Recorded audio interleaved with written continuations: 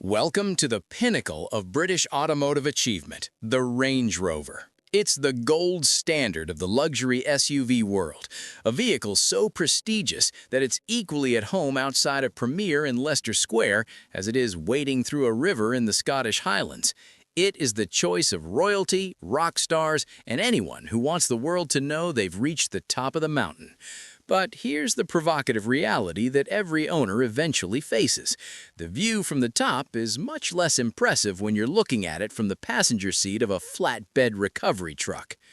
Let's be absolutely clear about the engineering. A Range Rover is a mechanical miracle. It features a sophisticated air suspension system that can iron out a plowed field as if it were a bowling green. It has terrain response systems that can calculate the grip on wet grass, deep sand, and jagged rock faster than you can blink. It is a four-wheel drive laboratory. But herein lies the fundamental paradox of Land Rover. They have mastered the art of making a car that can climb a mountain, but they still haven't quite figured out how to make the door handles pop out consistently in the rain. If you are looking for a professional buy, the Range Rover is the ultimate ego trip. The command driving position is unparalleled. You aren't just sitting in traffic, you are presiding over it. The leather is sourced from cows that presumably had better health care than most of us, and the wood veneers are book-matched with the precision of a Stradivarius violin. It is a sanctuary of silence. Until, of course, the air suspension fault bong echoes through the cabin like a funeral knell. That sound is the official anthem of the Range Rover ownership experience. It's the car's way of saying, I'm tired of being level, let's try leaning 15 degrees to the left for the rest of the week. Technically, the complexity is the Achilles heel. We are talking about miles of wiring, dozens of electronic control modules, and a height-adjustable suspension system that relies on rubber airbags and plastic lines. In a laboratory in Solihull, this works perfectly. In the real world, where there is salt, grit, and British weather, these components have a shelf life that would make a loaf of bread look like a long-term investment. Proponents will tell you that it's a precision instrument. Critics will tell you that a precision instrument shouldn't leave a puddle of hydraulic fluid on a five-star hotel's driveway. Let's talk about the depreciation curve. A Range Rover is one of the fastest ways to turn 80,000 pounds into 20,000 pounds in the space of 4 years. Why? Because the second-hand market is terrified of them. Once that manufacturer warranty expires, the car becomes a high-stakes game of mechanical roulette. You aren't just buying a used car, you are adopting a series of looming financial disasters.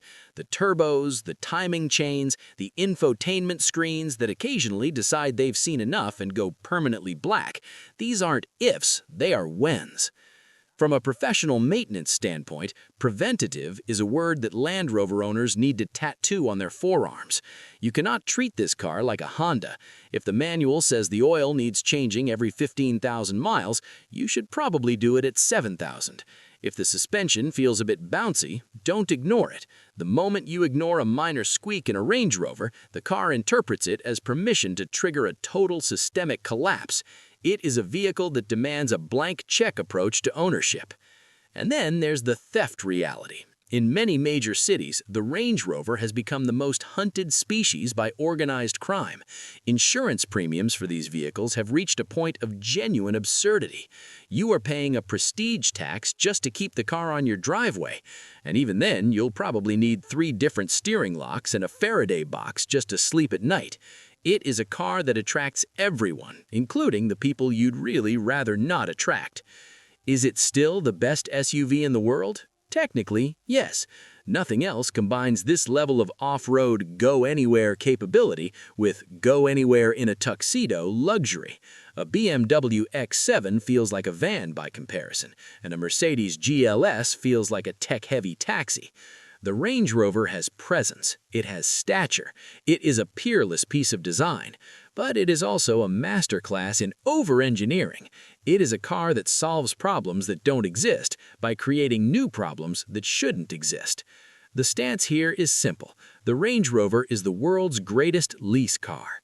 It is a magnificent machine to own for the first 3 years while someone else is responsible for the repairs.